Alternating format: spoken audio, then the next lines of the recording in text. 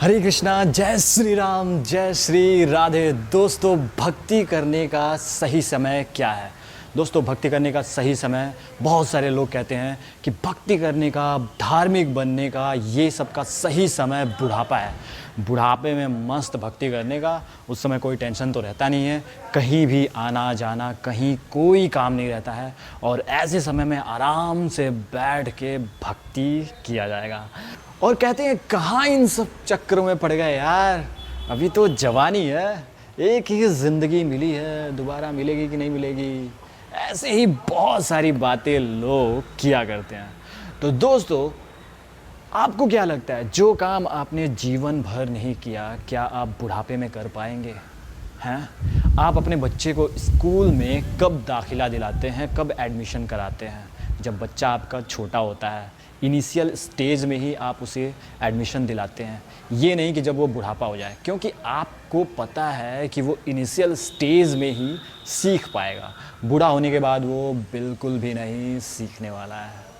दोस्तों, ऐसे ही एक पौधा होता है, तो उस पौधे को जब छोटा होता है तो हम उसे झुका सकते हैं, जैसे मर्जी वैसे झुका सकते हैं, लेकिन जब वो पौधा बड़ा हो जाता है, बहुत बड़ा हो जाता है, एक पेड़ बन जाता है, तो उस समय हम उस पौधे को बिल्कुल भी नहीं झुका सकते हैं, वो ऐसे ही अकड़ के रहता है, और उसकी अकड़ के आगे हम उसे बिल्कुल भी नहीं झुका सकते हैं। मीन्स इनिशियल स्टेज में ही, यंग एज में ही हमें भक्ति या धार्मिकता की ओर या आध्यात्मिकता की ओर ज़रूर कदम बढ़ाना चाहिए।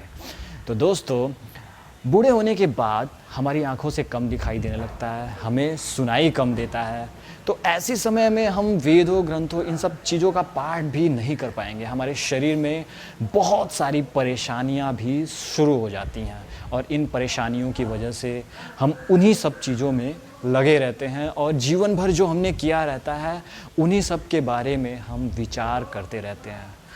तो गाइस, आपने अपने सराउंडिंग्स एरिया में बहुत सारे बूढ़े लोगों को देखा होगा, बहुत सारे लोगों को देखा होगा।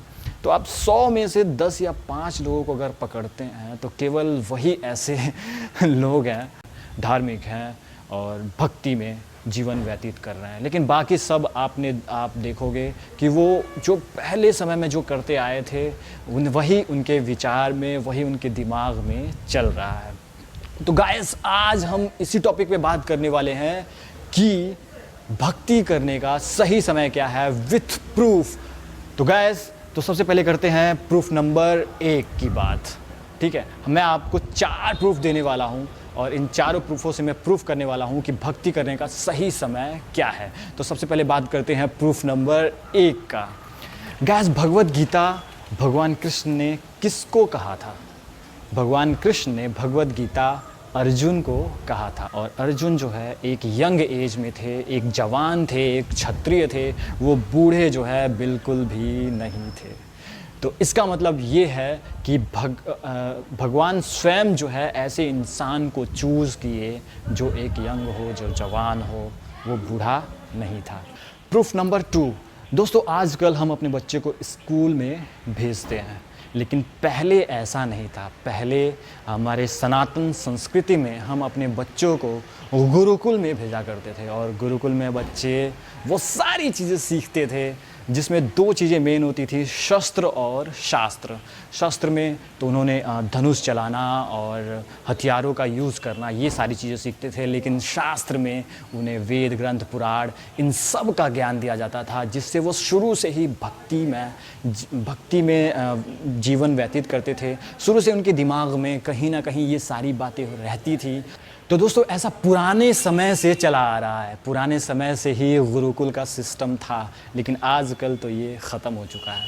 हम बच्चे को इनिशियल स्टेज में ही गुरुकुल में डालते थे, और बच्चे बहुत ही ज़्यादा धार्मिक और भक्तिमय जीवन व्यतीत करते थे, और आध्यात्मिकता की ओर उनका विकास होता था। अब बात करते हैं प्रूफ नंबर 3 की। प्रूफ नंबर 3 के लिए मैं भगवत गीता का एक श्लोक पढ़ने जा रहा हूँ। श्लोक नंबर है 8 एंड चैप्टर नंबर भी है 8। तो गैस, पढ़ता हूँ मैं। अभ्यास योग युक्तेन चेतसा नान्यगामिना परमं पुरुषं दिव्यं याति पार्थानु चिंतयन्। हे पार्थ, जो व्यक्ति मेरा स्मरण करने में अपना मन निरंतर लगाए रखकर अविचलित भाव से भगवान के रूप में मेरा ध्यान करता है, वह मुझको अवश्य ही प्राप्त होता है। इस श्लोक में भगवान स्वयं कह रहे हैं कि आप निरंतर भक्ति कीजिए, निरंतर आप धार्मिकता की ओर अग्रसर रहिए। स्वयं भगवान कृष्ण ने ये बात कहा है। इसका मतलब ये हुआ कि हम जिस स्टेज में, जहाँ भी, जिस परिस्थिति में हैं, वहीं से हम भक्ति की शुरुआत कर दें। चाहे हमें जब भी ज्ञान होता है, जब भी हमें पता चलता है ये सारी बातें, तो हम वहीं से ये हमारा ध्यान जो है भक्ति की ओर अग्रसर ज़रूर होना चाहिए।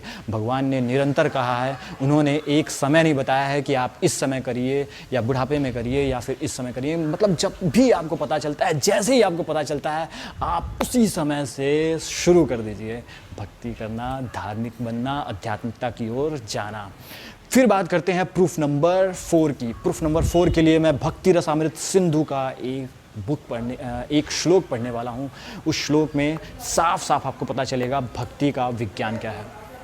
आदौ श्रद्धा, ततः साधु संगो, अथ भजन क्रिया, ततो अनैर्थ निवृत्ति स्यात्, ततो निष्ठा रुचिस्ततः, अथा शक्तिस्ततो भावस्ततः प्रेमाभिवन्दञ्जति साधकानामयं प्रेमणः प्रादुर्भावे भावेत क्रमः।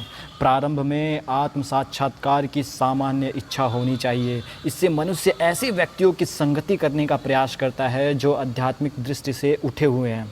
अगली अवस्था में गुरु से दीक्षित होकर नवदीक्षित भक्त उसके आदेशानुसार भक्ति योग प्रारंभ करता है। इस प्रकार सद्गुरु के निर्देश में भक्ति करते हुए वह समस्त भौतिक आसक्ति से मुक्त हो जाता है। तो दोस्तों, इस श्लोक में साफ साफ लिखा हुआ है कि भक्ति को इनिशियल स्टेज में ही हमें देना चाहिए, या फिर ज्ञान को, भक्ति मीन्स हम केवल पूजा ही करना नहीं होता है। मीन्स हमें इंटरनल अंदर से ये चीज़ बच्चों के अंदर देना चाहिए, अंदर से ये सारी भावना अंदर से जगानी चाहिए। ये इनिशियल स्टेज में ही करनी चाहिए, जिससे वो जैसे जैसे बड़े होंगे तो वो ऐसे लोगों का संगत करेंगे जिससे उनकी भक्ति में और भी ज़्यादा विकास हो और वो धार्मिक बने और आध्यात्मिकता की ओर अग्रसर हो। तो गाइस, कुल मिला जुला के ये रिज़ल्ट निकलता है कि हमें भक्ति के लिए कोई समय या बाउंड्री या ऐसा कुछ नहीं है। आपको जैसे ही जिस समय पे आपको नॉलेज होता है, आपको पता चलता है कि हाँ अब ये सही समय है, आप उसी समय से भक्ति की शुरुआत करिए। और रियली अगर आप धार्मिक बनेंगे, अगर आप आध्यात्मिकता की ओर जाएंगे, तो आप अपने धर्म को बहुत अच्छे तरह से समझ पाएंगे।